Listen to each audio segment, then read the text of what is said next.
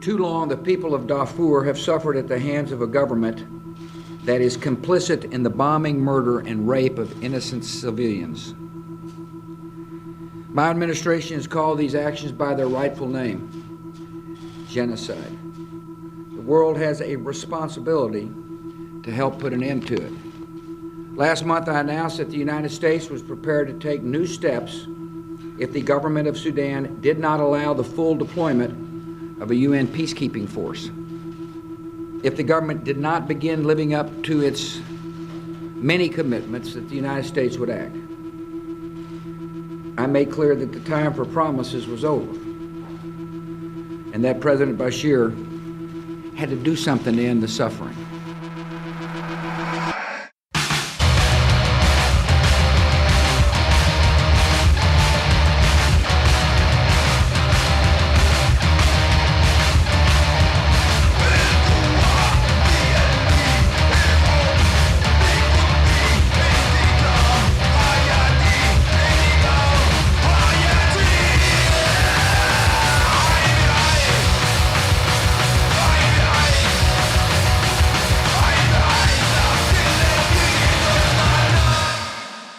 Hello, dear listeners, friends, comrades, subjects, citizens, insurgents, fugitives, defectors, dissidents, even the haters and losers. Welcome to Turbulence. My name is Dylan Saba, and I'm here with my co-host, Seamus Malakafzeli, and our producer, M. Siniza. We're recording from New York City, the center of a world empire that is dying, but so far from dead. This week's episode is about Sudan, and the conflict that has devastated the country for the past 2.5 years. Many people in the US are likely familiar with Sudan because of the war in Darfur. In early 2002, a rebellion broke out in the region as largely non-Arab pastoralists, impacted by climate change-induced desertification and economic hardship, attacked positions of the government led by Omar al-Bashir, who they accused of oppressing them. The government responded with a massive counterinsurgency campaign. Hundreds of thousands of Sudanese civilians died either by direct violence or starvation, and the crisis drew massive international attention. For the Bush administration, looking to justify the by then disastrous Iraq War, this was an opportunity to spotlight a situation in which the Arabs were the oppressors. Zionist and Jewish organizations, too, jumped on the chance to accuse Arabs of genocide, and were early sponsors of the Save Darfur coalition that garnered massive attention in the United States. But while Sudan ultimately faded from popular consciousness in the United States during the Obama years, the situation remained dire for the Sudanese people. Armed insurgencies continued in the rural peripheries of the country, while the overall economic condition deteriorated. In 2011, following a referendum, South Sudan seceded from the country, taking with it the majority of the country's oil, leaving the North almost entirely dependent on international debts that it was in no position to repay. By late 2018, the economic crisis in Sudan had reached a breaking point, as the price of bread and fuel shot up with the imposition of austerity measures. Decentralized popular resistance committees, in part organized by an underground network of labor organizations, took to the streets in a series of nonviolent protests that resulted in the military ouster of al-Bashir by April 2019. The coup was effectively a joint effort by two rivals, who were the two most powerful generals in al-Bashir's regime: Abdel Fattah al-Burhan, the commander of the Sudanese armed forces, and Hemedti, the commander of the Rapid Support Forces. But the protest movement was not demanding a new military regime. The people wanted civilian rule. And so a long and complex negotiation ensued between the new junta and the civilian parties representing the street movement. A transitional government was formed with both military and civilian participation, but it wouldn't last long. In 2021, Burhan effectively ended the revolution and reestablished exclusive military rule under the dual forces of the SAF and the RSF. But the two rival forces would drive the country into a civil war. In April 2023, the RSF attacked SAF positions, eventually driving them from the capital, Khartoum. While the SAF eventually reclaimed Khartoum, RSF has, in the past 2 years, conquered significant swaths of territory in the country's south and east. Virtually wherever they've gone, they've committed unspeakable atrocities against the civilian population, murdering people en masse and causing hundreds of thousands to flee. How should we understand what's happening in Sudan? Is this part of a larger historical arc stretching from the Arab Spring, or is this a more distinctly African story? Is it a case of neo-colonial economic strangulation or climate change-induced scarcity? Are the armed conflicts the result of regional actors intervening and waging proxy battles, or are these fissures endogenous to Sudan? These are the questions we'll be trying to tackle in this episode. A fair warning, this is an extremely dense episode. Coming into this and researching it, we learned a tremendous amount of fine details that even within left spaces and academic spaces about the Middle East and North Africa aren't typically discussed. Many people likely know about Darfur and the genocide that took place there, the interest garnered by the American public in that during the Bush era, but there are significant gaps in the popular American consciousness, which we are attempting to bridge here to the best of our ability. Hassan was an incredible resource to us, boasting an encyclopedic knowledge of Sudan's history and its political sphere, and we hope you'll benefit as much as we did. But before we turn to that conversation, a reminder.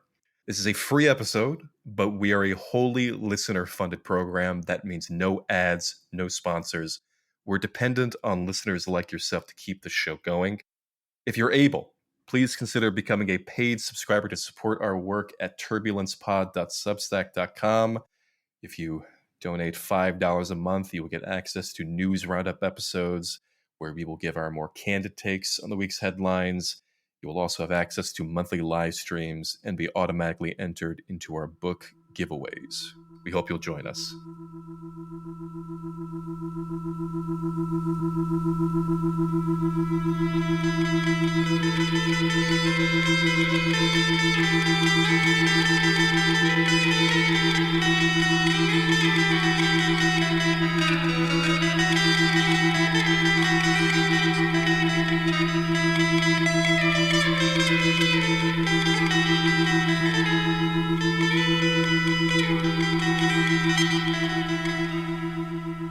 Hello and welcome. Today we have the pleasure of being joined by the scholar who goes by Hassan, and who you may have seen online posting under the moniker Vanishing Mediator. Hassan has a wealth of information to share with us about the unfolding crisis in Sudan. Hassan, welcome to Turbulence. Thank you for having me. Much of the crisis we're seeing unfold in Sudan is in effect the disintegration of the regime of Omar al-Bashir, who came into power during a military coup in 1989 and was in power until he was deposed in a military coup in 2019 on the back of popular street uprisings. We'll definitely want to talk about 2019, but first, can you tell us a bit about al-Bashir and how he stayed in power for so long and what some of the features were of Sudan under his rule? So Omar Bashir comes to power in 1989. He's an army official, and he comes to power in this coup just 4 years after Sudan's prior dictatorship that ended in 1985. That coup is this sort of merger between army officials and what's known as the National Islamic Front, this kind of vehicle led by Hassan Turabi, who's this influential Muslim Brotherhood theorist in Sudan. And they inaugurate something called the Inghaz, which is a salvation regime, which basically rules over Sudan up until his deposition in 2019. Omar Bashir operates through a couple of different dynamics. I mean, one of the things that kept him in power for quite a while was the fact that he was very capable of keeping himself at arm's length between various actors, both domestically and internationally. There was the National Islamic Front, which I mentioned, which was a kind of joint part of this coup in 1989. But Hassan Turabi and Omar Bashir did not always see eye to eye. Just about a decade later, by the end of December 1999, and then the following months in March of 2000, Omar Bashir basically deposes and strips Hassan Turabi of a number of positions in fear that Turabi views, this regime as, an Islamist regime rather than a military regime. And so there's this sort of institutional dynamic which slightly distinguishes the two. Even though Omar Bashir keeps on the Islamism, he separates himself from some of the kind of ideological organs that were spearheading the organization and the movement. He also is able to navigate a number of various conflicts. One is the Second Sudanese Civil War, right, which starts in 1983, so actually before Omar Bashir. And its primary belligerent is, in this case, the Sudanese army and various forces organized around the Sudanese People's Liberation Movement, which is a southern-based movement led by a number of different figures, but in particular John Garang, who is being backed by, at that point, the Derg, the kind of Marxist regime in Ethiopia, and has a number of support from various actors, both within South Sudan, what is now today South Sudan, and Sudan.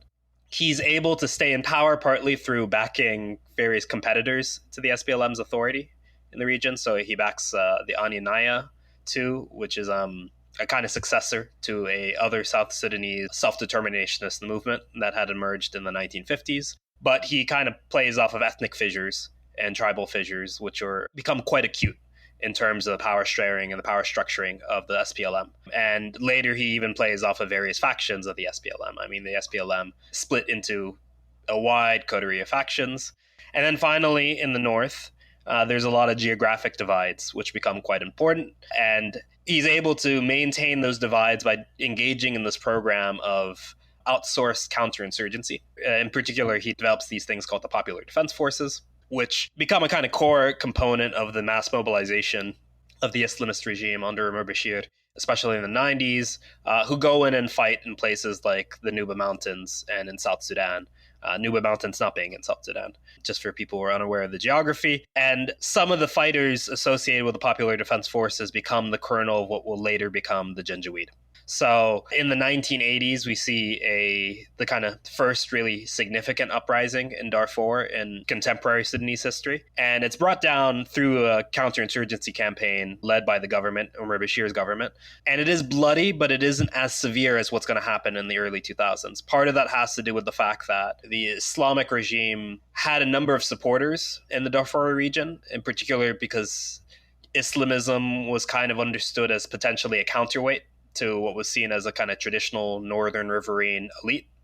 So there is a kind of capacity for the National Islamic Front and its civil society connections to kind of keep the insurgency and therefore also the counterinsurgency to a relatively low level.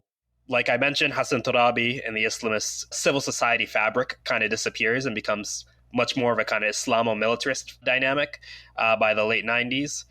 And we see that really come out in the 2000s. Their answer to various insurgencies, which were led by groups like the Justice and Equality Movement or the Sudanese Liberation Army in Darfur, and center around livelihood struggles, around, the agricultural economy, as well as struggles looking for kind of distributional power sharing over the national question, right? The kind of answer there is to rely on a number of already kind of semi-militarized nomadic communities who range between Chad and Sudan. And there becomes this kind of massive influx of weaponry.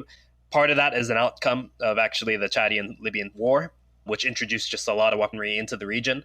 And a lot of it becomes a very kind of intentional policy of the government to have these groups, which later become known as the Janjaweed, fight the counterinsurgency on their behalf. Hassan, if I can just ask you, what is motivating these insurgencies? So you're talking about sovereign movements, national claims. Can you just speak a bit more to what the national claims are from some of these armed movements in the periphery?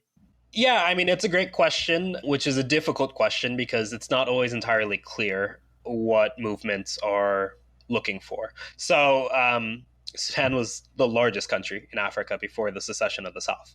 Today, it's the third largest. But if we look at South Sudan, there are a number of different national movements that emerge. The first one, which I mentioned, was the Anyanya, which emerges in 1955, actually, even before Sudan's independence in 1956. And its goals were fairly straightforwardly separatism, an independent South Sudanese state. It understood a conflict between the Anglo-Egyptian regime that was established in Sudan and South Sudan as a conflict kind of along a kind of racial axis or a racial sectarian axis. There are Muslim Arabs in the north, and there are Black Christians and animists and pagans in the south. And that movement did not succeed, in large part because, in the early kind of nexus of post-coloniality in Africa, becomes a kind of transnational consensus that separatism is something you should kind of avoid at all costs. It'll kind of open up a Pandora's box. It'll be like a fall of dominoes, And so they're not able to get a lot of support amongst a number of African arenas, but they are able to get support from, Israel, for example, which is straightforwardly kind of pursuing this policy of bifurcating all of its opponents in the region. But the Anya Naya becomes the springboard of what will later be the SPLM. So the conflict with the Anya Naya ends in 1972 with the Addis Ababa agreements. And in 1983, Jafar Numeri implements Sharia law. Jafar Numeri was a very peculiar individual. He kind of came in as a socialist, Nasserist, figure who was flirting with incorporating certain Communist Party members into his administration. And then he becomes a kind of Arabist after he purges and executes many of the communists in 1971. And then by the end of the 1970s, he solidifies his administration against popular revolts by incorporating in the National Islamic Front. Is this nominal implementation of Sharia law, is this what initially attracts bin Laden to the country in the 1990s? Is this what helps it? No. I think what attracts that has to do with Umar Bashir's administration in 1989. So Numeri implements Sharia law. As he says it. There's kind of disputing interpretations. This is actually happening without the full awareness of Hassan al-Turabi, who is the real kind of ideological Islamist leading the Islamization campaign in Sudan. But Sharia law kind of abruptly ends, with his deposition in 1985. I mean, there's a kind of ambiguity about the transitional government. If I can just ask about the details of this implementation. When you're talking about Sharia, are you talking about just a full-scale implementation? Full-scale Sharia. Every single person in Sudan, regardless of their religious background, is subject to Sharia. Civil and punishment, everything. Okay. Yes, everything. Okay, yeah. And in fact, part of it's, draped in this language of decolonizing the judiciary, right? So there's colonial civil law, and really, Sharia is supposed to be a kind of authentic indigenous counterpart to it. But what attracts bin Laden, I think, has much more to do with the kind of geopolitical orientation of Hassan al-Turabi. Hassan al-Turabi was deeply anti-American in the sense that you get from a lot of the Islamists who come out of the 80s and the 90s, right? There's an orientation that they're fighting something like a religio-civilizational war against the United States. And despite that actually leading Hassan al-Turabi to support Saddam Hussein in the invasion of Kuwait, bin Laden was on the opposite side of that equation. However, bin Laden is being expelled from Saudi Arabia. Right. And he's being expelled from Saudi Arabia partly on grounds of condemning Saudi Arabia for bringing in U.S. military bases. So Hassan al-Turabi effectively invites him into Sudan. And that's why he's there in the 90s.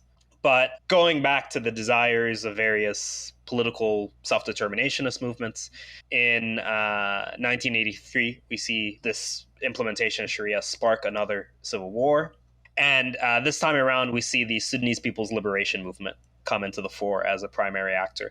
And unlike the Anya Naya, the Sudanese People's Liberation Movement is now being shaped by a cultural and political and social language kind of influenced by, African socialism and Marxism, Leninism, and the like. I don't think it goes particularly deep, but it also is reflected in some of the geopolitical and national initiatives that the SPLM starts to encourage. Under John Garang, there is a kind of nasty set of factional disputes. He's eventually able to consolidate power, and under his leadership, they eventually come to the conclusion that what they need is a revolutionized national Sudan, or a new Sudan, as they call it, right? So rather than independence for, the South or a particular region, you will have a non-racialist, non-sectarian regime implemented throughout all of Sudan. And that becomes the political claims of the SPLM. Whether or not that would have come to have passed if John Garang survived is, I think, deeply ambiguous. Joseph Garang, who was probably the highest ranking South Sudanese figure in the Sudanese Communist Party. And he was a member of Jafar Numeri's administration from 1969 to 1971. He was actually, composing his policies vis-a-vis South Sudan, which is one of those things that helped lead to the Addis Ababa agreements in 1972. He makes an argument in 1969 where he's kind of putting forth this argument on behalf of the Sudanese Communist Party for economic distribution, cultural rights, linguistic rights for the entire region. But he makes the argument that, the dominant popular tendency or popular perception amongst the majority of South Sudanese, even in the 1960s, is this sort of racialist view that was kind of embodied by the Anya Naya, that there is just kind of incommensurable differences between South Sudan and Sudan. So John Garang's ability to be able to kind of keep the lid on that is a kind of historical what if, because John Garang, eventually dies in a plane crash a number of decades later. So by the time he dies, the political officials who come into the fore within the SPLM are much more embracing of separatism than Garang was. So those are the demands that come out of various SPLM factions. In the north, it's kind of ambiguous. So with a number of the Darfuri factions, especially the Justice and Equality movement, their visions are kind of a notion of a kind of unified Islamic but non-Arabist, non-ethnicized Sudan. And that has to do with the fact that, the Justice and Equality movement was founded by a figure, Khalil Ibrahim, who himself was at one point part of the National Islamic Front. So he had been steeped in that milieu, in that intellectual tradition. And he starts to kind of become attracted to Islamism as an alterity to the kind of geographical power divisions that have defined Sudan in the longer course of history. There are groups like the SPLM North, which initially they emerge as factions of the SPLM after the SPLM backs independence in 2011 after the referendum and South Sudan splits. These groups are basically left on their own, and they become various factions of the SPLM North, some of them like Al-Hilu and the like. And some of these groups back self-determination in the abstract, and they've always kind of kept it ambiguous what that might mean in terms of, does that mean like a separate state? Does that mean cultural, linguistic rights and provincial rights? Does that mean something like a federation, a federative state? I think that's one of those things that also is bound up with the fact that these movements have been mobilized for so long that it's sometimes quite difficult to actually understand what their political character is or what their political charter is. To what extent do you see economic and environmental factors shaping the demands of some of the insurgent movements, particularly in Darfur, the Darfur region? Economics is kind of crucially front and center. I mean, a lot of the divisions that exist in Darfur and a lot of the fighting that exists in Darfur is centered around these different forms of kind of livelihood economies between groups like the Masalit and the Fur and the Zagawa, who really have, kind of settled agricultural lives, right? They plant and they farm and they steward the land, and they've been allotted land plots for, hundreds of years and the like, even before the modern Sudanese state.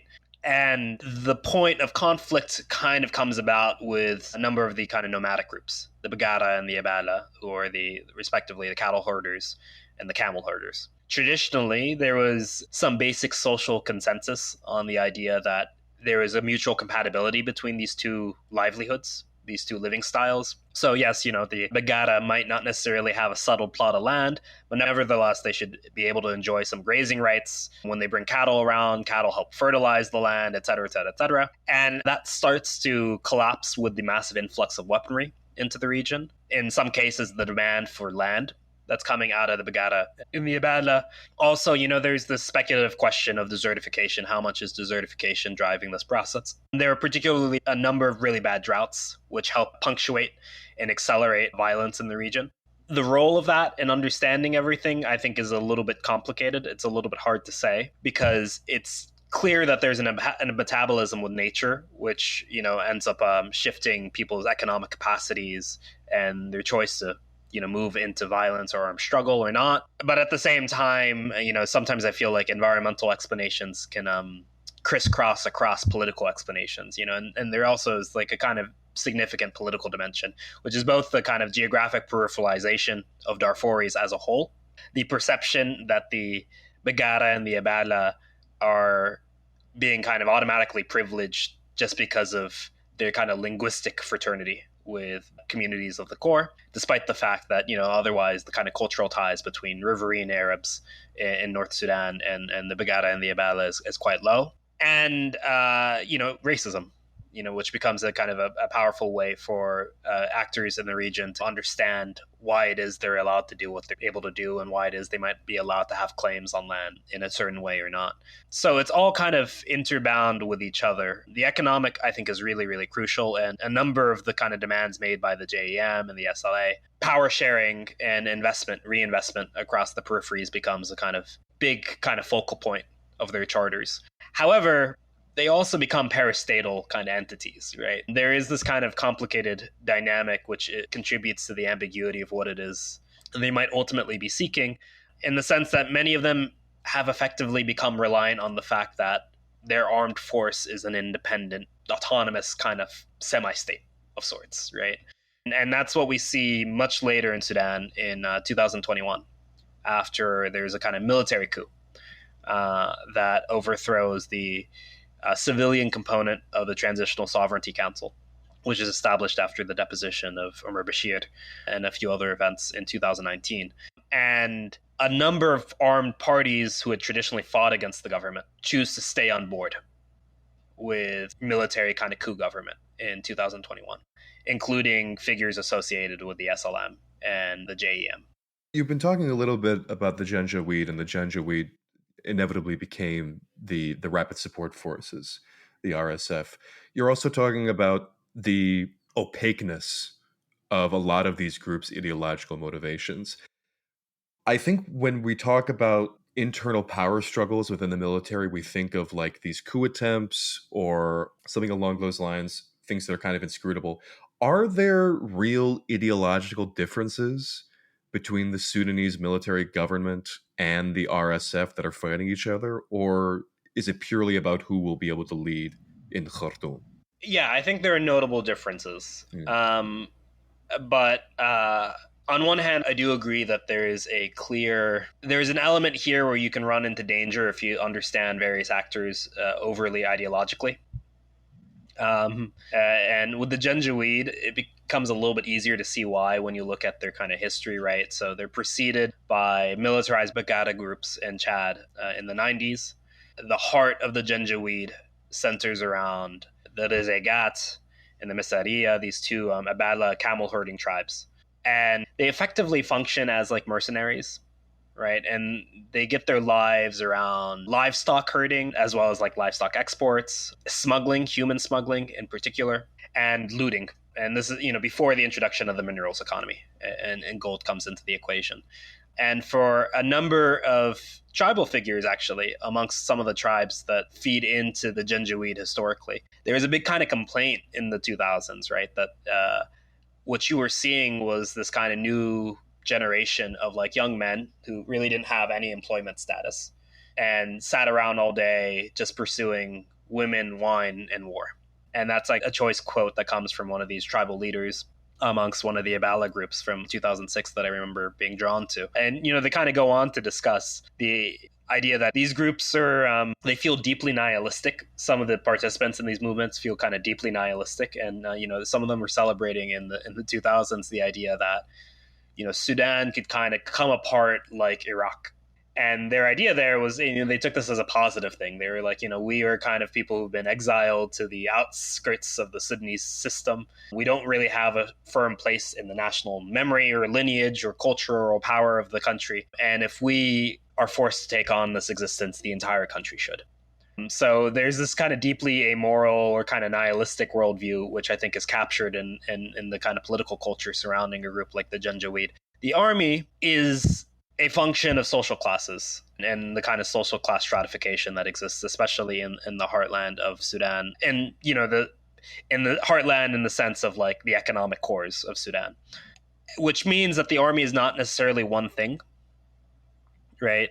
There are segments that I think are deeply committed to Islamism, and there are still these kind of remnant organized militias in particular that have come out with the war who hold on to this view. But I also think sometimes people overstate that dimension of the kind of remnants of the old administration. I think the army is also filled with a lot of figures who are kind of nebulous pragmatists who would be willing to basically run a regime like Sisi's in Egypt. Right? Like a nationalist regime that really doesn't stand for much, oversees a lot of poverty, and makes passive peace with Israel, but nevertheless, acts as a kind of Praetorian vanguard of the civilian population and of the economy and everything like that. And I think it kind of comes out in the way the fighting is kind of being conducted between these two actors. I mean, the Sudanese army has been committing a number of, human rights atrocities, including airstrikes that are being deployed sometimes against civilian populations in pockets there. They're in an RSF-held territory. But what's really distinct is that when the RSF comes into a village or they come into a town, they eradicate the town. I'm not being exaggerative here, right? I mean, they really are engaging in a campaign of social annihilation. they burn and they loot and they rape down, they assault whoever they can assault. I mean, there's just this video that went viral of a female spokesperson for the RSF telling her men that you get ready to go to war, because once we go into the north, you're gonna be able to take your pick of all the northern women and you're gonna rape their lineage out of existence. Jeez.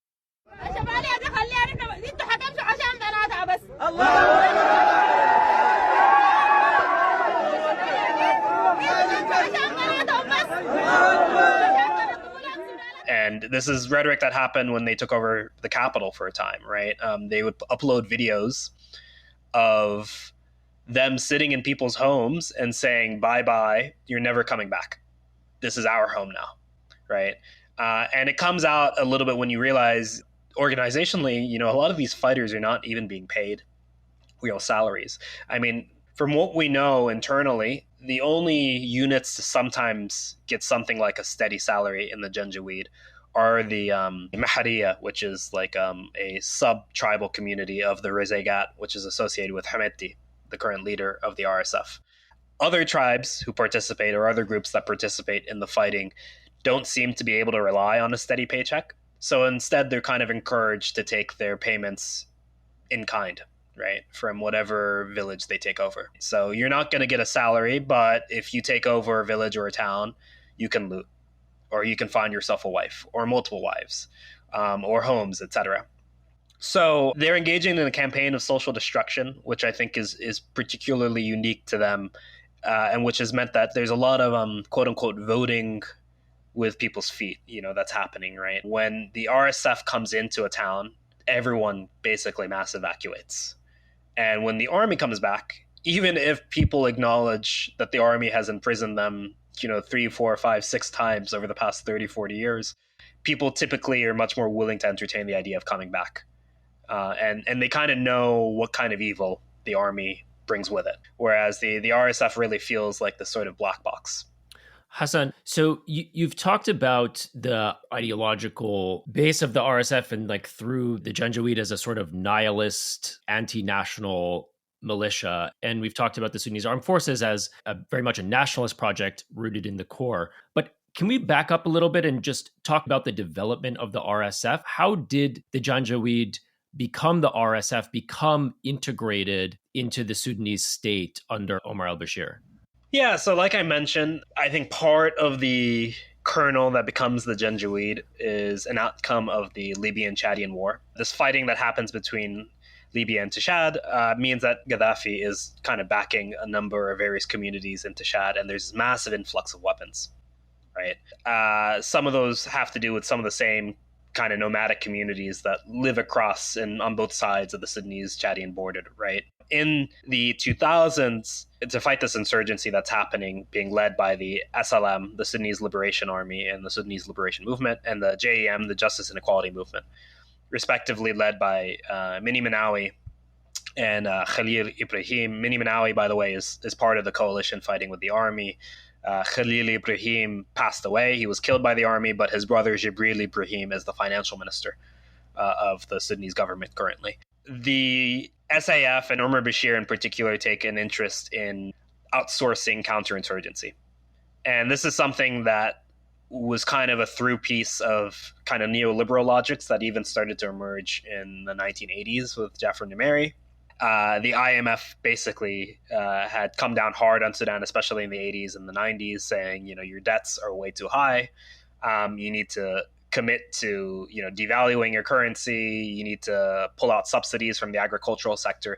And a lot of the, retreat from the agricultural sector created this economic powder keg, which meant that a lot of people were just kind of left unemployed. And securitization became a livelihood, right? Joining a security force or militia became a livelihood for a number of various communities.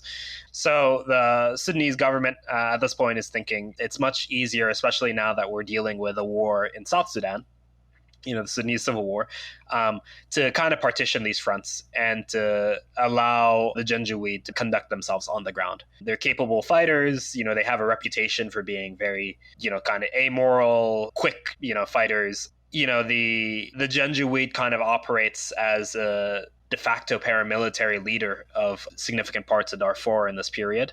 Now, what happens after there becomes a little bit of tranquility in Darfur, after some of the rebel groups and the Sudanese government kind of come to a short-term agreement and truce, is that a number of former kind of paramilitary soldiers actually carry out a revolt against the Sudanese state. There are a number of kind of really dramatic moments, like in 2008, the JEM actually rides into Durman, which is like the sister city of Khartoum. It used to be the capital at one point, right? And even Hameti at one point is basically rebelling against the Sudanese government. And it's draped in this language, which is a little bit peculiar, right? I mean, remember, these people are, being accused of genocide, right? And Hameti is coming to, the Sudanese government and basically draping himself in this language of the margins, of the damned, right? So he's saying, we are the people who've been left out from the state of 56, which is the way they kind of refer to this project of institutional continuities between the independence of Sudan into the present day, regardless of its secular or Islamist persuasion. We're the kind of victims of the state of 56. We are the soldiers who you all created and then you all abandoned. And now we're taking our vengeance to transform the world kind of in our vision. And they're playing, ironically enough, with some of the sort of same rhetorical maneuvers that are being deployed by the SPLM with its discourse around New Sudan. But, regardless of various, kind of atrocities maybe committed by the SPLM, the Janjaweed have none of the moral record, or at least, potentially heroic, romantic orientation or identification that the SPLM has. So this comes out as, a very kind of peculiar maneuver, but it plays out here and here again. Hameti is able to successfully leverage this threat against the Sudanese government. And Omar Bashir basically chooses to bring him in. And there's a number of kind of different understandings as to why this happened. Some people, like Alex DeWall, make the argument that the Sudanese government at this point didn't really have control over the Janjaweed. So if the Janjaweed really wanted to fight them, they could. And, it was kind of ambiguous whether or not things would kind of work out in the Sudanese government's favor. Other people kind of emphasize the kind of cultural, lexical ties between the Abala Arabs and the Riverine Arabs, who are ruling and dominating the Sudanese government at the time. And some people emphasize a kind of coup-proofing narrative, which is that when Omar Bashir brings in Hameti, he effectively keeps him at arm's length from the other two really influential poles of the armed forces, or the structure of the kind of military in the Sudanese government, which is, the Sudanese armed forces and the NISS, the National Intelligence and Security Services. And this eventually leads in the early 2010s to the construction of the Rapid Support Forces, the RSF, out of the colonels of the Janjaweed. And what's interesting there is a figure who was at one point actually the foremost leader of the Janjaweed, Musa Hilal, gets sidelined for Hameti. That's partly because Musa Hilal is seen as, all these figures are kind of seen as thugs, but he's seen as a particularly untrustworthy thug. But Omar Bashir takes a liking to Hameti. And so he grants him a formal institutional structure within the government. And at the same time, the RSF becomes kind of licensed outwards. So, there might be an argument there in terms of, elements of the Sudanese establishment even kind of fearing the capacities of the RSF, was partly reflected in the fact that they had the RSF kind of contracted outwards as mercenaries for other parties, right? So in much of the 2000s, the RSF, 2010s, much of the 2000s, the RSF is not just in Sudan, or at least the majority of its forces are not just located in Sudan, they're also located in Yemen, right? They're being contracted out to the KSA and the UAE, who don't want to fight the ground war, right, in Yemen. And that's also where they end up establishing these ties with Saudi Arabia and the Emirates in particular. And the Emirates takes a liking to Hameti. And the RSF becomes a kind of core actor in the minerals trade, especially in the Darfur region, which is separated between 5 states, but especially in North Darfur and West Darfur. They start taking over gold mines and the like. And a lot of these mines are kind of direct bilateral nexuses, between regional actors and the United Arab Emirates. A lot of it actually kind of completely moves around the government entirely, right? And this is part of the financial and corporate extensive ties that start to emerge between the UAE and the RSF as a force.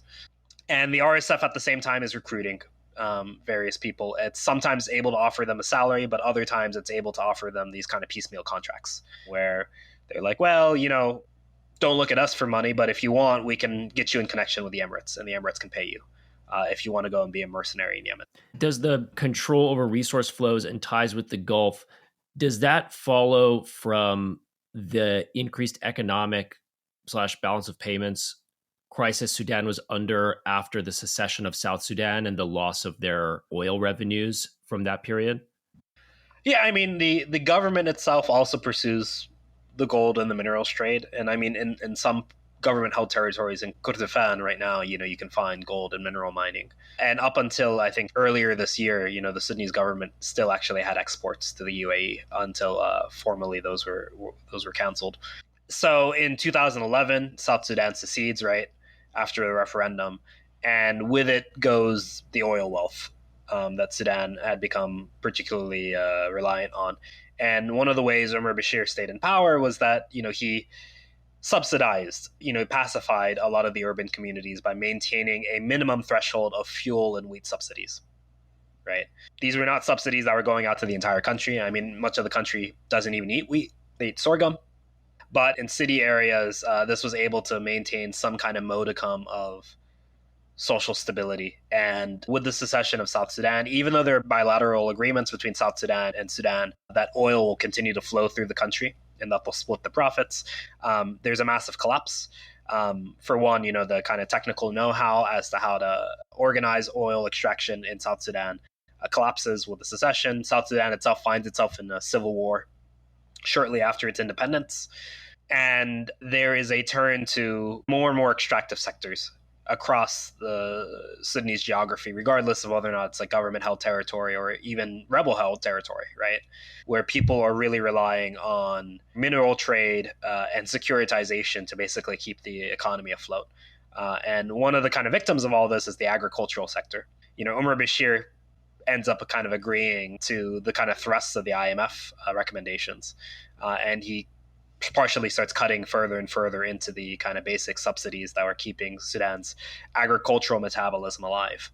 And this is, I think, one of the kind of real core drivers of the uprising that begins in December 2018 and eventually leads to the overthrowing of Omar Bashir. You touched briefly on the UAE and the foreign influence networks that the RSF has tried to take advantage of. I wanted to ask you about what you make of their increasing contact with Israel and the Mossad. I mean, Burhan, the current head of state of Sudan, I mean, he was very much okay with the Abraham Accords and trying to achieve some sort of normalization with Israel. On the phone, we have some terrific people, Chairman Abdel Al-Burhan and Prime Minister Abdallah Hamdok of Sudan, a beautiful part of the world, and Prime Minister Benjamin Netanyahu, I think you mostly know him, the State of Israel and the Republic of Sudan, have agreed to make peace. This is for many, many years they've been at odds, to put it nicely. But Hemeti and the RSF, I mean, I do see headlines in Ashaq al-Awsat about them talking about Hamas terrorism and comparing the Sudanese army to them, or talking about how there might be an October 7th done to them. Like, they're really angling for a kind of Israeli support that the Sudanese army and its supporters really don't want to touch. Why do you think that is? I think the language of the Islamic deep state is an opportunity structure that is produced, ironically enough, by many of the kind of civilian contenders who came to power after the overthrow of Omar Bashir.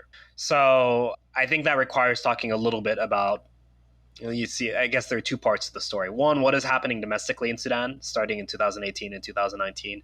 Two, what is happening with the Abraham Accords and the kind of wider world system. And so domestically in Sudan, when the uprisings begin, I think the really explosive initial site is in Atbara. It's not the very first place that has a protest, but, the Sudanese Communist Party has basically called out a protest in December of 2018. And in Atbara, a number of demonstrators kind of come out and they burn down the headquarters of Omar Bashir's party, the National Congress Party.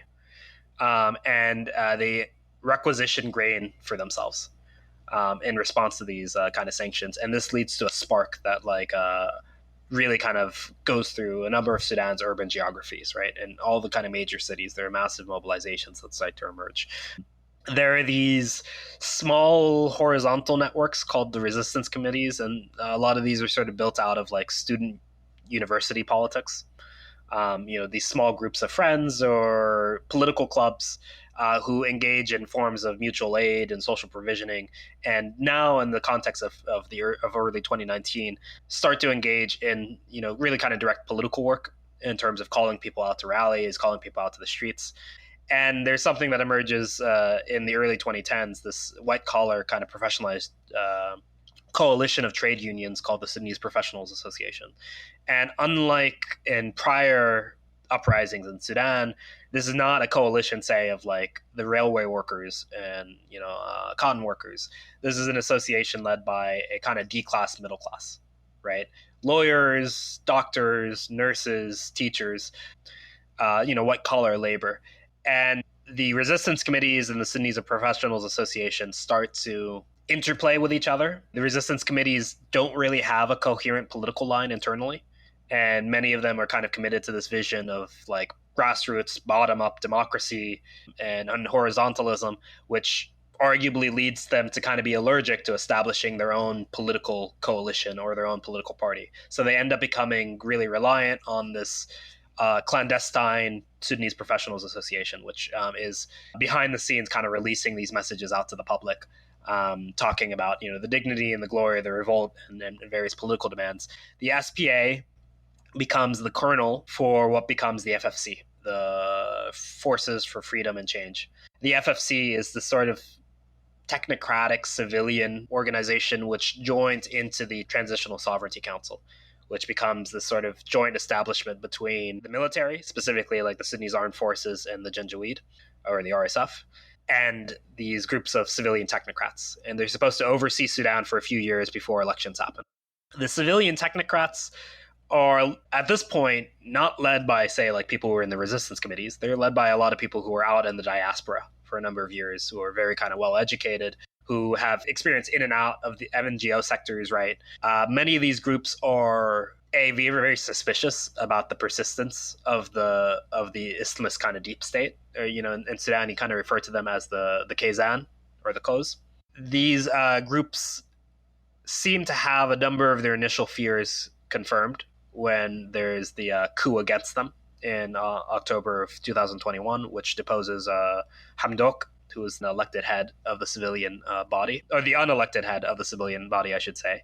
Hamdok actually comes back into the Transitional Sovereignty Council a couple months later, despite it all. But nevertheless, there becomes this deep perception that the Islamist deep state is still operating behind the scenes, that the Inghaz was in power for 30 years, right? And it's just developed and taken over all these institutions, that the army itself is infested to the core with Islamists. And I think that rhetoric is a little bit overstated. And I think part of it has to do with the fact that, there are a number of evils in Sudan, and the Islamists are not sui generis, the like producers of all those evils. A lot of the things that Omar Bashir brings into power represents, maybe in its deadliest form up to that point, dynamics that had pre-existed in Sudan beforehand. But nevertheless, that imaginary of the kind of persistence of an Islamic deep state becomes a really kind of powerful discursive kernel, which is exploited from the outside. And for the United Arab Emirates, especially after 9/11, they become a very, very kind of significant war on terror coordinator with the United States. And they have a particular hatred for the Muslim Brotherhood in comparison, as I'm sure everyone who listens to this podcast would know. And to sort of vindicate their connections with the RSF, I mean, they had a number of fond connections with Omar Bashir, but the RSF to them is a sort of more even attractive body because it seems precisely like so non-ideological. I mean, these are kind of like, just random, not to be so condescending, but, a number of its leaders are kind of, I mean, they're literally illiterate human smugglers, right? So these are people who are not really steeped in any particular ideological or associational tradition. And for the UAE, it becomes attractive to use them as a kind of cudgel within the Sudanese country. And so playing up the secret persistence of the Kazan within the Sudanese establishment, and seeing Kazan every single location, right? Underneath your bed, in the mattress, in the rivers, hiding in plain sight everywhere you go, becomes part of this like discursive, almost schizoaffective kind of worldview promoted by the UAE. I'm very familiar with this kind of discourse from Iran. I'm Yeah. very familiar with Yeah, it. Yeah. Iran, yes, exactly, right? So in the case of Iran, whenever someone says something that could vaguely be seen as not 110% critical of the government, it's always immediately understood that, this person is secret. You're an agent of the Khuns, you're your mullah. Exactly, right?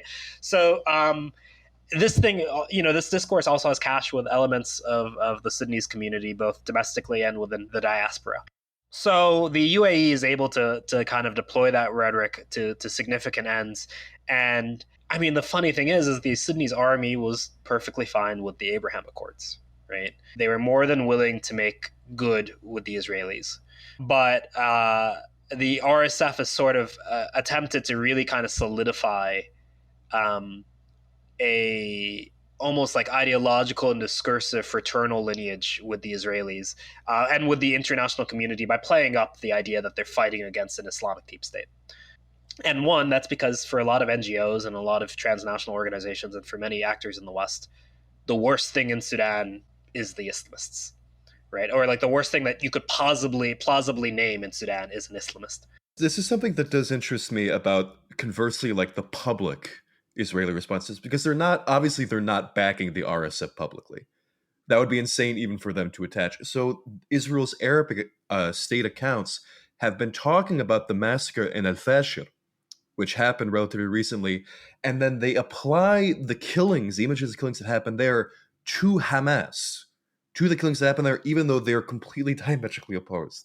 Like they really, I'm just, no, it's a striking level of that word you kept using, nihilism. Mm-hmm. Yeah, no, I mean it's absolutely it's a kind of deeply nihilistic maneuver. There are a number after the coup. After the war initiates on April 15th, 2023. Hameti does, I think, a number of meetings with the Mossad. And in particular, I think even more so than the RSF itself, the UAE kind of acts on their behalf. So for quite a while, the UAE has been like funding these like podcasts, or these like op-eds that'll sometimes go public in Hebrew, where they're saying, you need to liberate Sudan. There is this Ikhwani axis, this brotherhood axis that stretches, and it's also part of the Khomeinist axis, and there's a big emphasis on the idea that there's also, as people are talking more and more about the UAE's really, really kind of crucial ties to the RSF, their response is to say that, well, actually, and this is a response that also a number of civilian figures have said, and I think kind of incorrectly on both counts, that what's happening in Sudan is this sort of like parallel dynamic of outside parties interfering. So yes, even though the UAE might have ties with the RSF, did you know the Iranians have ties with the Sudanese army?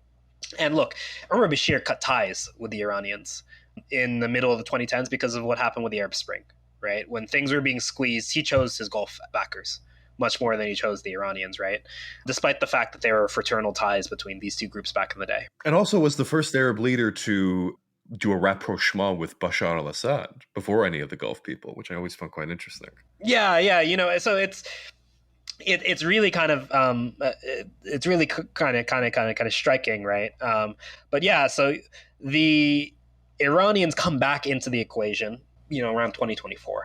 Part of what's happening is that as fighting breaks out, one of the first things the RSF does is in Merawi Airport, they right before April 15th, 2023, they basically bring in a bunch of Humvees and soldiers around the airport.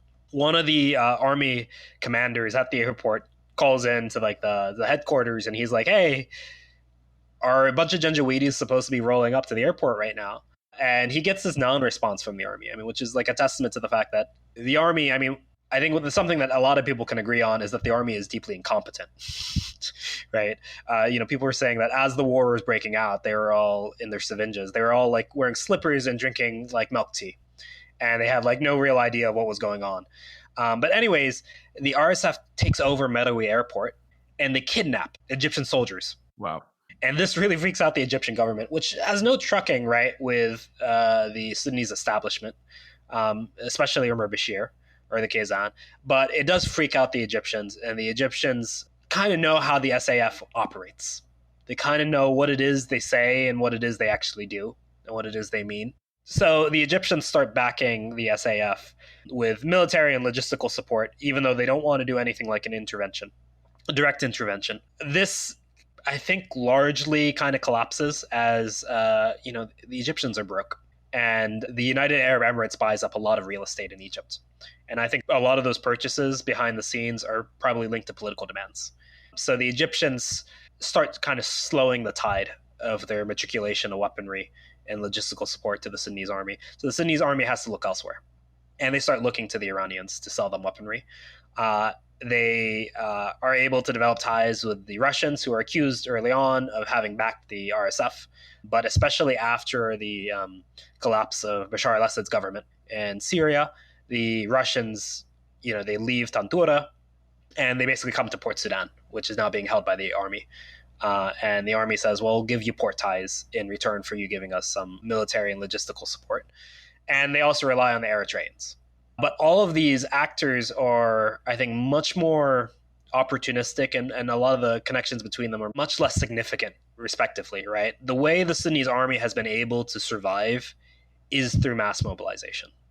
It's been through much more than the Sudanese army's rhetoric. It's been much more the actions of the RSF basically convincing a lot of people that this is an existential threat. And that they're not looking at a political war between two co-belligerents. They're looking at potential social annihilation, right? And that's led to a kind of significant amount of mobilization of these various groups fighting either in or alongside the army in various small, low network militias. The UAE, I think, uses these international ties of the SAF to kind of portray themselves as a kind of innocuous actor. Like, look, we might be having support for one actor or another, but really everyone's interfering in Sudan. The Iranians are interfering in Sudan, and Sudan is really becoming subordinate to outside influences.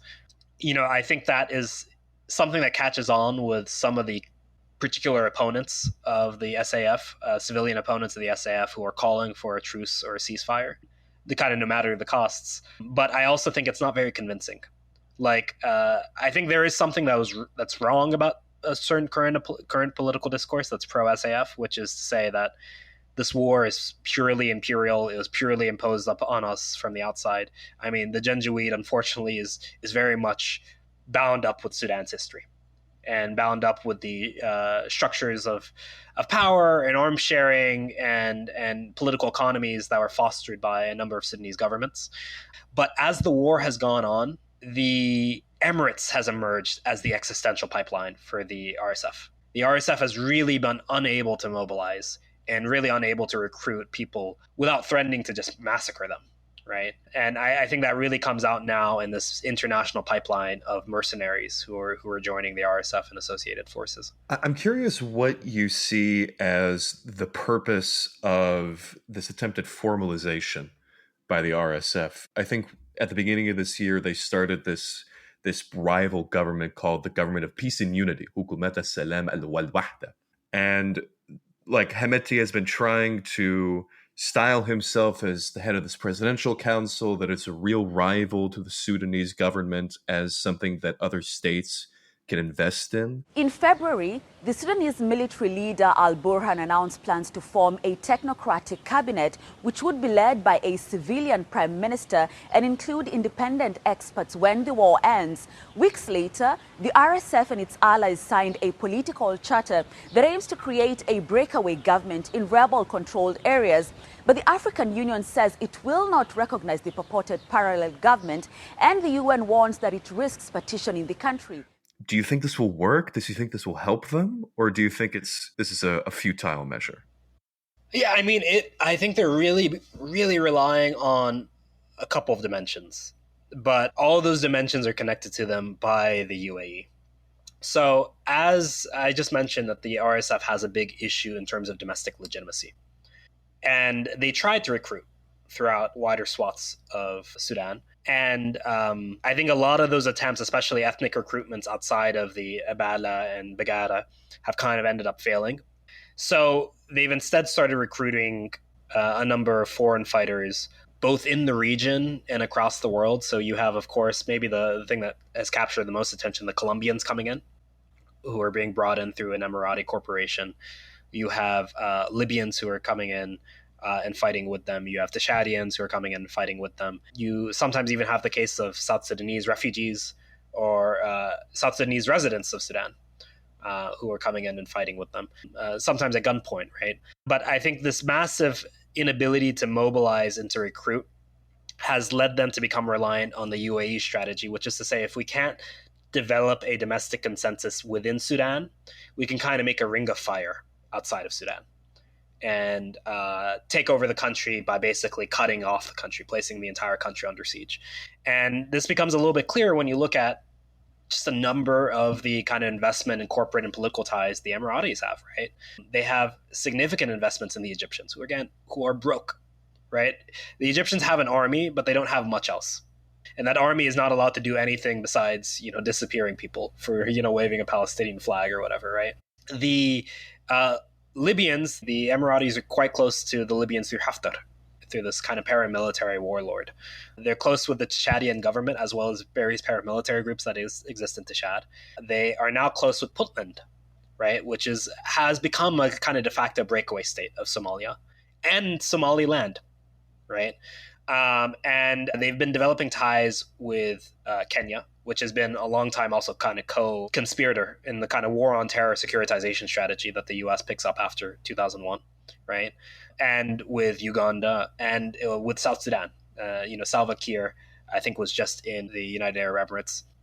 And there is a number of kind of critics, especially associated with Nuer ethnic groups, who have been arrested in the Emirates on what I think is probably the political demands of Salva Kiir. So the Emirates has been able to establish this ring across basically all of Sudan's bordering countries. I should also mention Ethiopia as well, where the Emirates became really crucial for bringing in the drones that allowed them to turn the tide of the wars between Ethiopia and Tigray and the eventual destruction of Tigray. And this has meant that the RSF has been able to do a kind of PR round by working off of these various governments or these various, parastatal entities who give it some level of legitimacy. This government of peace and unity, TASIS, is usually what we call it, because it was made by the Founding Alliance, was established in Kenya. It's a government that weds the RSF with a faction of the SPLM North, Al-Hulu's faction, Abdelaziz Al-Hulu. And currently, right now, they're actually shelling a part of Kordofan, quite ironically, one of the bases originally of the SPLM North, and also civilian officials. And this also has to do with the afterlife of the civilian technocrats, right? So I mentioned there is the FFC.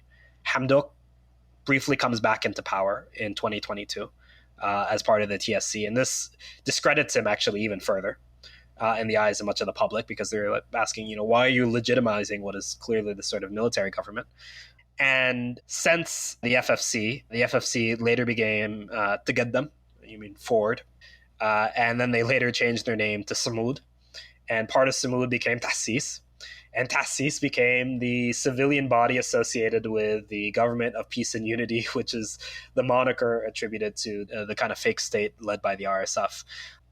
And these spokespeople, I think, have a lot of influence, not internally. They have a lot of influence amongst the international community and in providing a kind of ideological face to the RSF, which, as I mentioned, the way the RSF fights, I do not think the RSF is capable of producing a Sudanese state. I think that is one of these basic misunderstandings, is that it's not a question of one bad regime versus another bad regime, right?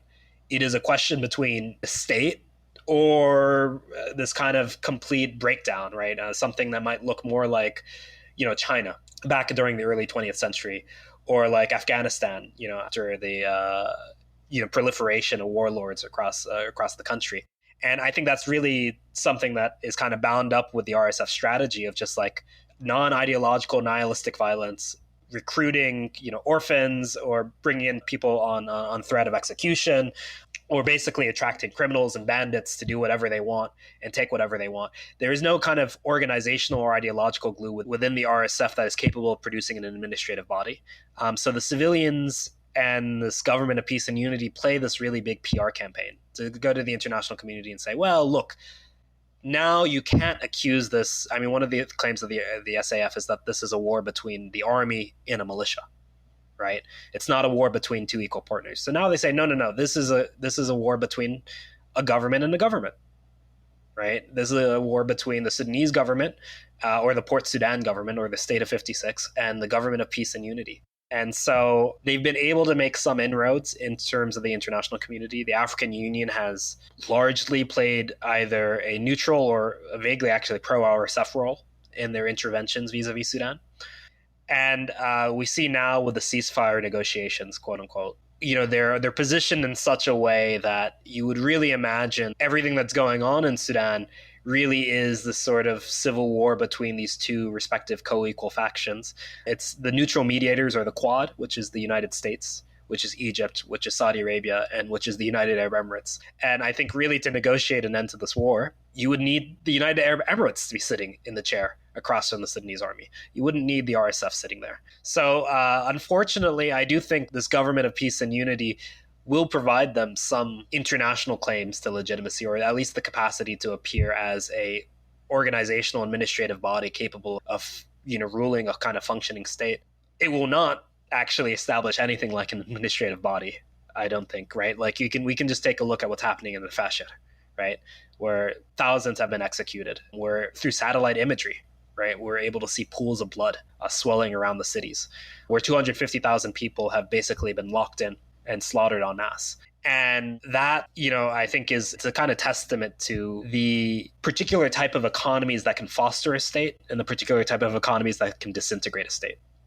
Part of the story of Sudan in the longer durée is that you have something that's very typical to in a lot of the Middle East and in Africa, right, which is this growing non-governance of the state, right? Especially under neoliberalization, the state retreats from further significant segments of the economy, from providing certain services that are key to social reproduction, from being able to even kind of have the fiction of having a border or something like that.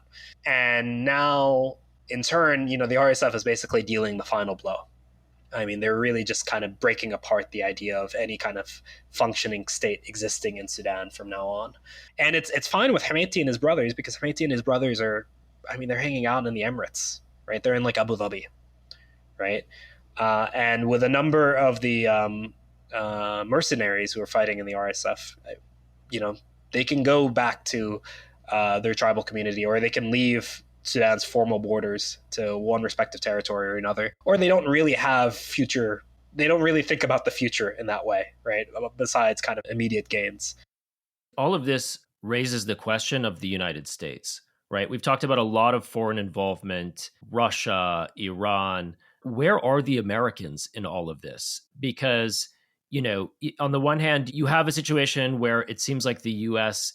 has not really taken much of an interest in Sudan, or at least just contracted out its policies to some of its sub-imperial players in the region. On the other hand, you have the Biden administration declaring what the RSF is doing is a genocide. Everyone knows that the RSF is, a sponsored group of the Emiratis, who are our ally in the region, are sub-imperial players. So what are the Americans doing? Like, is the breakdown of the Sudanese state in their interest, or is it simply not a priority, and are they oriented towards defense of Israel and advancing their objectives vis-a-vis the Gulf states? I think this is a moment of hegemonic fraying and transition. So I think sometimes when we talk about interests, we talk about the idea of like, here is a coherent, unified body with different fractions of the economic elites or different fractions of the bourgeoisie kind of agreeing that there is something that mutually benefits all of the respective parties. And I think in the case of something like a hegemonic collapse or a hegemonic transition, all of that glue starts to fray or starts to disappear, right? It's like a solvent. And there is not necessarily a notion of at least one singular rationality or reason, right? Where the U.S. as a strategically is kind of thinking is that to ameliorate its issues, to resolve its hegemonic decline, it really needs to be able to wage a successful triumph over the East, in Eurasia, basically, Russia and China in particular. And I think China, especially right now, is kind of coming to be the converging glue between both the Democrats and the Republicans as this like entity which it is, fair to blame all of your ills on: manufacturing decline and fentanyl and drug abuse and everything. Everything in the world is basically the fault of the Chinese from the American perspective. And that realization, I think, it arguably in the kind of inchoate form starts to emerge in the 2000s. There's this big discourse around the pivot to Asia, but constantly the pivot to Asia just becomes another round of extending the war on terror.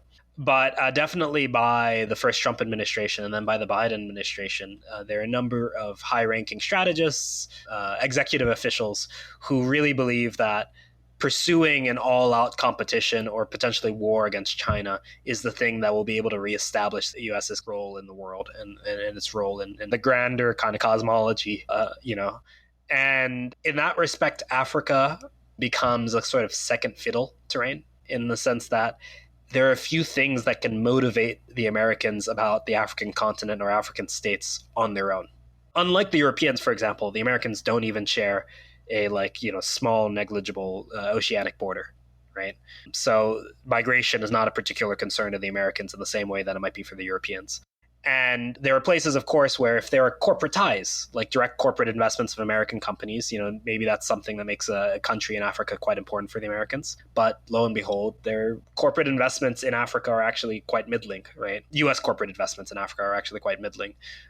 There are moments in which African states can become important because they become territories or they become conflict zones of American opponents. Right. So like if China develops extensive ties with an African administration or something like that, that African administration gains preeminence in American eyes solely because, it's associated with an enemy of ours, or we perceive it to be associated with an enemy of ours. I would also, caution people to think about a lot of these African regimes are not necessarily ideological in the sense we might think of the 1960s and the 1970s either. Right. And then finally, there also becomes a sort of importance given to these African territories if crucial nodes in the American network perceive them as relevant. And especially if it's crucial for maintaining these nodes as kind of purchase in the greater kind of Cold War dynamic that the US is kind of leading right now. And I think that's where Sudan kind of falls into this last category, where Sudan is not an important country for the United States. The UAE is an important country for the United States. The UAE is an important country for the United States. Not only is it a petro state, not only is it a massive, massive conduit of financial capital and a massive kind of entrepot in the current world system, but it's also a state that wields two geopolitical pieces of leverage. One is that it's the Arab state that seems to be most explicitly associated with the Zionist entity. I mean, Israel is one of maybe the only places you can find Zionists who go crazier than Ben Gvir is maybe the United Arab Emirates, right? And they've really gone out of the way, especially over the course of this genocide, the Gaza genocide, to place themselves front and center as the greatest coordinators and backers of the Israelis. Can you find common ground with this administration on Gaza? We're going to try. I think the current approach is going to be difficult, but at the end of the day, we're all in the solution-seeking business. We just don't know where it's going to land yet. Is the UAE trying to work on a plan? An alternative? Not yet. Not yet. I don't see an alternative to what's being proposed. I really don't. And two, actually has to do with the fact of kind of Sino-Emirati integration, which is also just a broader feature of Sino-Khaliji integration, right? An integration between the Gulf economies and China. The Gulf economies operate not just vis-a-vis the United States, they operate across the entire world. And many of the people who lead these Gulf states are quite interested in China, not necessarily for ideological reasons, but as an economic powerhouse, as a productive powerhouse, as an investment powerhouse, and also as a technological powerhouse.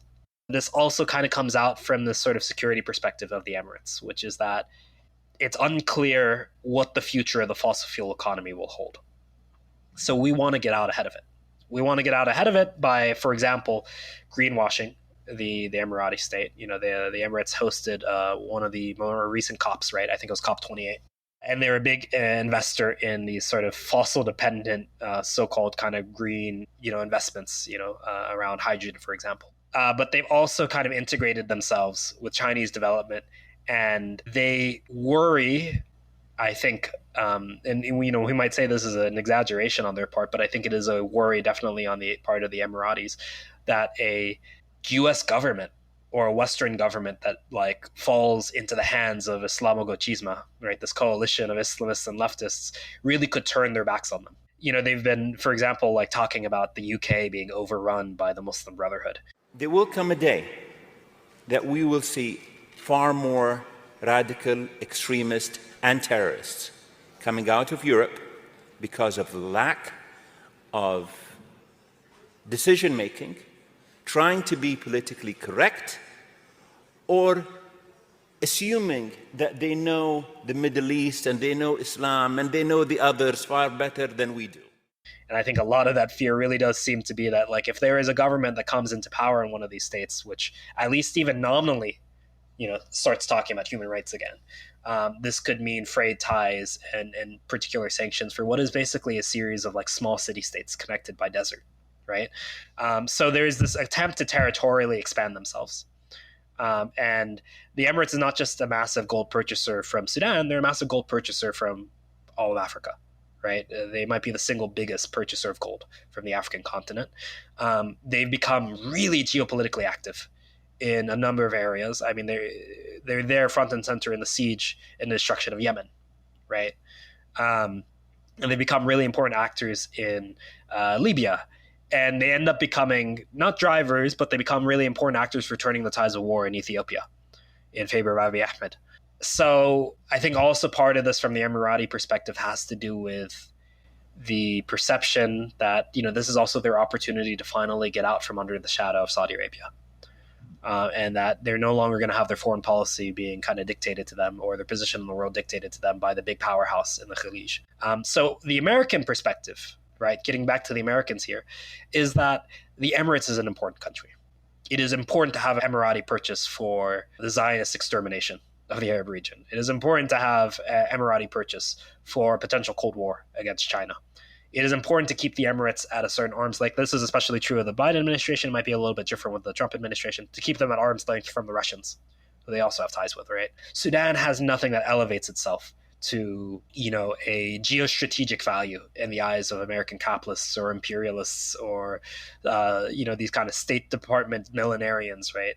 I think that's something that's become really kind of significant in shifting the way the U.S. intervenes or chooses not to intervene in a number of African theaters. These theaters really can't justify themselves off of humanitarian grounds. They can't justify themselves off of moral grounds. They can't justify themselves usually even off of their economic capacities, right? I mean, one of the things with even rare earth minerals, even though a lot of people talk about rare earth minerals, is that a lot of these things are substitutable.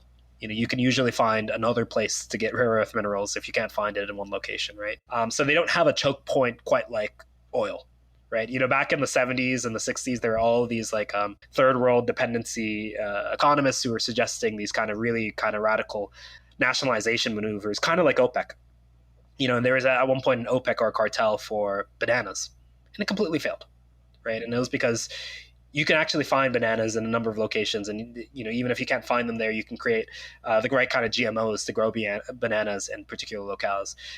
And so I think a lot of these states struggle with making themselves important to the Americans without weaving themselves into the narrative of grand messianic American war.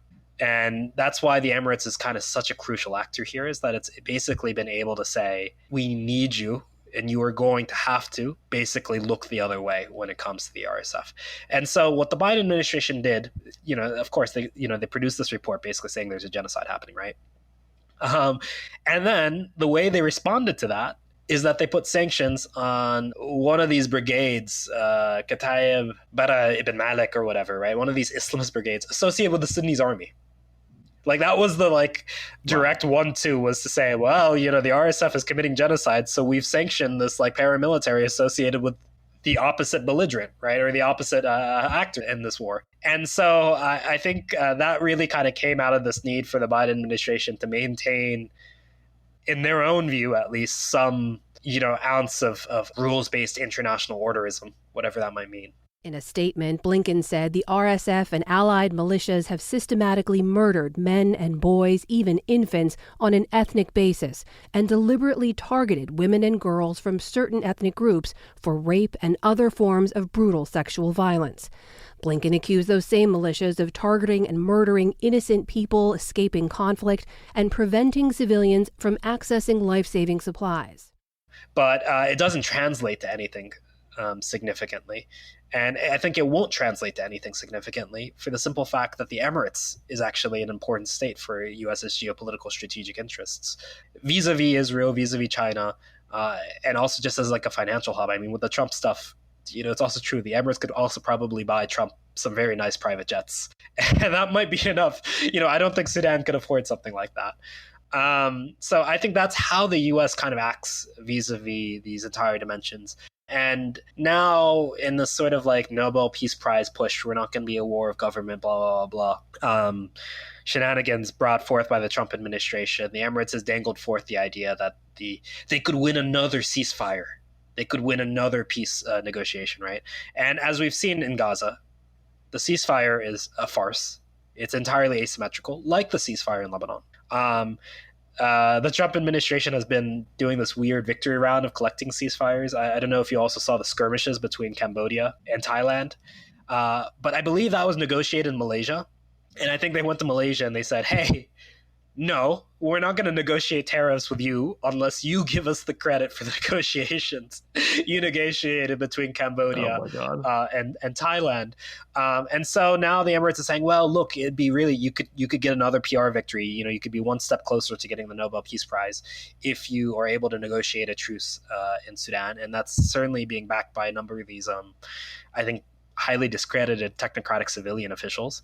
But the ceasefire in the case of Sudan, like, in the case of Palestine, is a cover. It's not a ceasefire that actually resolves anything. It's not a ceasefire that seems to actually advance peace, right? What I think the ceasefire is meant to do is to consolidate the RSF's victories, recent victories in Al-Fashir, the taking over Bara in Kordofan, which was taken back by the Sudanese army in September and then taken back by the RSF basically right after Al-Fashir. And now the RSF is looking to consolidate its logistical chain. And there are lots of shipments coming in from Bosaso, the city in Puntland. I think it's being transported to Chad, and then from Chad, it's being brought into the RSF's holdings. So they want time to reconsolidate, especially now that they have Bara, because they're saying quite openly in Arabic, now that we have Bara, we can go for El Obeid in Kordofan, and from El Obeid, we can go back to Durman, and we can go back to the capital. So the ceasefire here is it's a cover. It's a cover, and that's the thing that I think is also really kind of dispiriting, because of course everyone wants peace, everyone wants justice and equity, everyone wants this war to end, but at the same time, this feels like an extension of the war rather than its opposite. Yeah, which is a dynamic that, as you mentioned, we're very familiar. Gaza ceasefire from the Iranian quote unquote ceasefire, which people are expecting to reignite any day now. Yeah. And I think, you're naming something very significant about this moment. And, we've been talking about war and armed conflict, but I think it's also important to bring in that these are not the only threats to the Sudanese people right now, right? We have widespread famine, the outbreak of a number of diseases, cholera, malaria, dengue. And so, what does the continuation of hostilities mean also for the civilian population that's facing all of these other threats as well? By the beginning of the war, the weight of associational organizations had shifted away from the resistance committees to these emergency response rooms, which had some connections with the resistance committees and the like, but really were kind of created to directly address the forms of violence being inflicted directly or indirectly in many of the cities and countrysides of Sudan. And these would sometimes be like kind of bottom-up associational clinics, or people would kind of volunteer their efforts to be able to help people, to provide grain, sometimes to kind of engage in voluntary work vis-a-vis agricultural production, especially in places like El Jazeera and Kassala. The current dynamic is that much of Sudan is facing a massive kind of crisis of famine, right? I mean, hunger is a defining feature of this war. The RSF has been able to cut off so many choke points to bring in international aid. The Sudanese army is not particularly, there to help drive or develop to push for agricultural yields. Their capacity to import in grains is quite limited. So many people have kind of been left to sort of fend for themselves. And, on one hand, the kind of international community sees this as an issue that's sort of divorced from the politics of war and from maybe the war itself. So sometimes, weirdly enough, you just read these reports where, the entire emphasis seems to be like, we need to be able to get in fertilizers into Sudan, and we need to be able to address certain seasonal droughts and the like, and all these very kind of technical, scientific or engineering kind of dilemmas, which are posing a question for agricultural production. Many of them are kind of disinterested in the popular campaigns being led by farmers to really try to feed the country as best as they can, especially when they've been able to reclaim territory from the RSF. Meanwhile, in RSF territory, the RSF, I mentioned this about the kind of extractive economies that are bound up with it. They simply can't facilitate agricultural production. I mean, agricultural production is absolutely compatible with exploitation, capitalist exploitation. But there are certain limits, right? You need things like water. You need irrigation. You need seeds. You need, most importantly, people. You can't be mass displacing everyone or mass slaughtering everyone and expect agricultural yields to sustain themselves, right? So agriculture has collapsed everywhere where the RSF has taken over. And in particular, also because of the way livelihoods and social reproduction are bound up with, so-called tribal identities in parts where the RSF is strong, like Darfur. They have a particular interest in making sure farmers can't come back to their land. If it's agricultural yields or allowing a Zaghawa or Mesalit to come back and lay claim to their land, they're gonna choose to sacrifice the agricultural yields. The army, on the other hand, really is not interested so much in really making this grand mobilization around agricultural production. So a lot of it has kind of come up from the bottom. The army, where it's kind of intervened in economies, ironically enough, has been in the minerals economy, right? There have been a number of contracts where they've established, and Conda as well, right? There have been a number of contracts where they've established basically like military connected contractors to come back to foster quote unquote official above ground mineral mining, which doesn't look that different from unofficial below ground mineral mining under the RSF, right?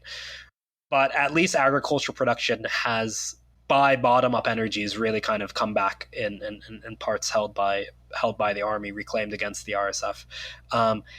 Medically, Sudan is facing this large coterie of kind of medical ills. Disease is obviously being fostered for a number of reasons, right? People don't have shelter, right? People are living in tents and camps. People don't have access to medical aid. And also, it's just a country which is now filled with corpses, right? Which is, there have been reports of scavenger birds, being widely seen kind of eating people's corpses, or dogs, feasting on, like what happened after the Rwandan genocide, right? And these are perfect kind of, infestation grounds for diseases to transmit to the local population. Clean water is completely inaccessible to many people, right? They drink what they can, but what they can is not great for them, similar to Gaza, I think that has meant that we have a real kind of medical and social catastrophe.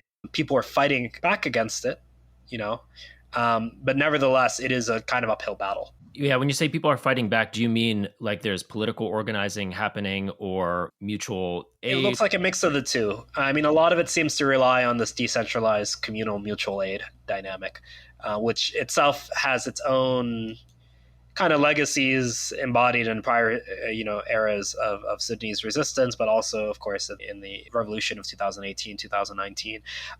There are political attempts, and they're so-so.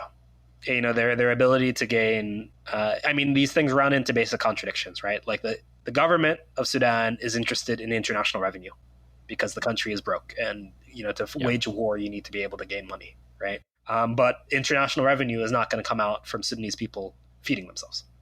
In fact, much of the IMF's recommendations is that you move away from certain staples of the Sudanese diet to water-intensive, export-oriented agriculture, right? And that, again, is not something that's going to feed people, right? Making alfalfa so that like cattle in the Gulf can be raised or whatever is not the same thing as producing sorghum, which is, used in asida or mullah, like the sort of tapioca based dishes that are common in Sudan, or kisra, which is kind of like injera, quite widely eaten across much of the countryside. That's a really difficult dynamic because it poses these civilian or agricultural interests, these kind of working class agricultural interests, against both the Sudanese government and the international community, even though these communities also rely on both the Sudanese government and the international community, right? So it's this weird contradictory relationship. And again, I'd make the tie somewhat to, UNRWA and its relationship to the Gazan population, where, there's a relationship of dependency that is both parasitic and negative, but also kind of essential. Yeah. Is there organizing happening in the diaspora, either political or aid-based organizing that people should be aware of? I think there are lots of strands, and part of the difficulty of parsing through these strands is that people simply just have very different, radically distinctive images of what should be done and what is even the issue. I mean, so there's, of course, a lot of this talk around like, Sudan's a civil war, or no, Sudan's an imperial war, or no, Sudan's like a illegitimate war, whatever, or war against civilians. I think that has created a lot of difficulties in trying to communicate with the outside community as to like what it is, Sudan needs or Sudan wants. The most successful campaign that I've seen to some extent is the, political and the cultural campaign against the Emirates, for the simple fact that, a lot of people have a lot of good reason to hate the Emirates to begin with, which are also happening concurrently to Sudan and sometimes preceding, what's currently going on in Sudan, but also because it places this indirect pressure on the international community, which is mediating so much of Sudan through the Emirates. I think there was just this video this morning of a masjid in the Emirates, it must have been Dubai or Abu Dhabi, where the imam is basically telling everyone in the audience, stop watching outside news about the Emirates. It's not good for your mental health to see people besmirch this wonderful country and everything like that. So it's getting to them. It really is getting to them, even if I think there are grounds to, dispute a kind of understanding as to how Sudan has gotten to the position where it's at right now. I think the campaign against the Emirates is really quite important. There are a number of donation campaigns online, very similar to what you've seen with Gaza. A lot of these are sometimes just as simple as like a chuffed account, please donate to this person's direct link. But I do think the difficulty here is that I don't think neither is the solution going to come from the international community, nor is it necessarily desirable for it to come from the international community. And I think that's part of the big dividing line that exists politically within Sudan. I think there is a big segment of the diaspora, as well as of various middle class figures and politicians in Sudan or exiled from Sudan, who really kind of believe that the resolution to Sudan is that Sudan should kind of come under kind of a colonial tutelage or imperial tutelage. You bring in the UN peacekeeping forces, you get rid of both the RSF and the army, and Sudan becomes this kind of humanitarian project, which will slowly be brought back into the international community. I think that is not desirable on its own grounds. I think it's a recipe for disaster and destruction. Like I've mentioned before, I think it produces a sort of opportunity structure for a number of the RSF, or at least the RSF's proponents, to be able to kind of push further the RSF's own goals in the war. I think that's one of the things that kind of runs as a through line beyond in so much of the international messaging, is that there are just very, very widely divergent political interpretations of what's happening in Sudan, which is why I say, it's not that it's a civil war, or it's not that it's an imperial war. It's that civil war and an imperial war are kind of interjoined with each other. Right? When Al-Fashir fell, there is a video of a University of Khartoum professor in geology, a feminist professor who drapes herself in the language of Medania civilian rule, just dancing on TikTok, celebrating it all, right? Yasser Araman, who is one of these rebel leaders who has been fighting as one of the factions of the SPLM North, right, basically puts out a statement on Al-Fashir saying like, hey, it's now we see the end of the fighting in Al-Fashir, which was bravely fought by both sides. right? And it's kind of shocking, right? Wow. And he's not a figure, by the way. He is not a figure who is formally associated with the RSF, but you absolutely see a lot of these kind of neutral broker figures who have an RSF leaning to their discourse, right? Really, they kind of view the RSF as a useful cudgel to basically destroy the capacities of the Sudanese army, which, they have a lot of reason to hate the Sudanese army. Simultaneously, I also think it would mean the kind of total extinction of the Sudanese nation and the Sudanese national project, right? Which also just means an extinction of any form of reproduction, social reproduction, or livelihood in Sudan's geographic regions, right?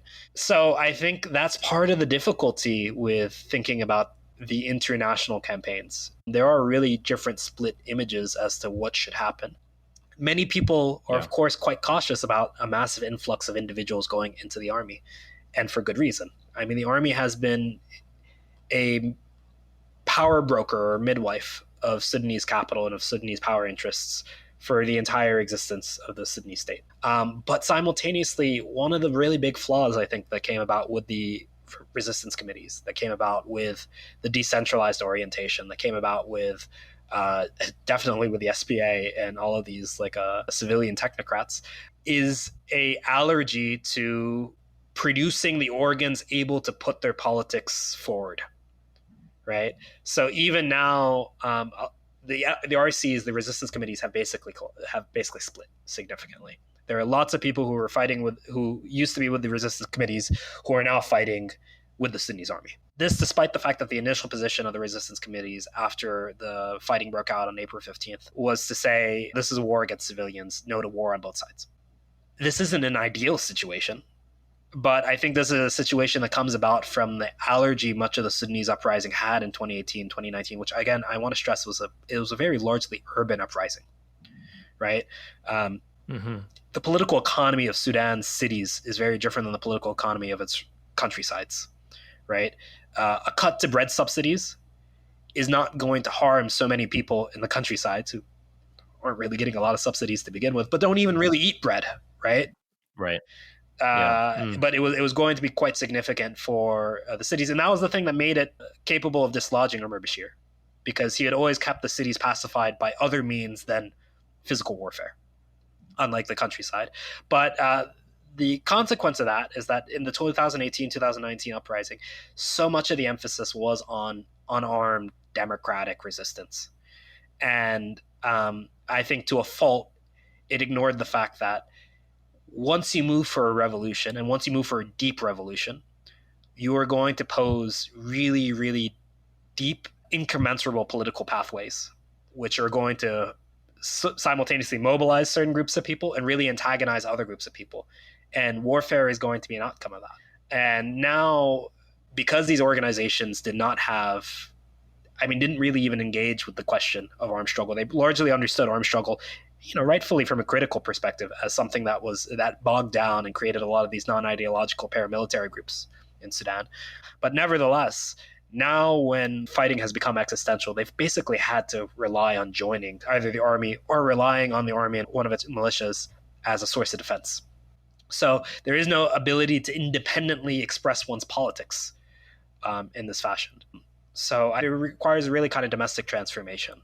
Well, let's hope that the next moment of fissure, the next moment of opportunity for a new civilian movement incorporates some of those lessons. And, we see formations that are not only capable of taking down a military government, but taking over the state as well. We need a revolution, and I think a lot of states in the region need a revolution.